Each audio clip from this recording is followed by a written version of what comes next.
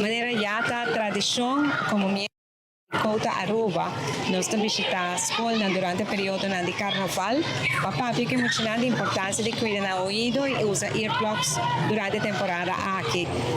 E agora, tocamos o honor de estar aqui junto com o membro de Kota, com o membro da Grand Contractor e presidente Julissa Harris, para nos dar informação junto com o Glenn Rock de Web. E que nós está cooperando, o Web sempre cooperar com Kota para charlar aqui na escola.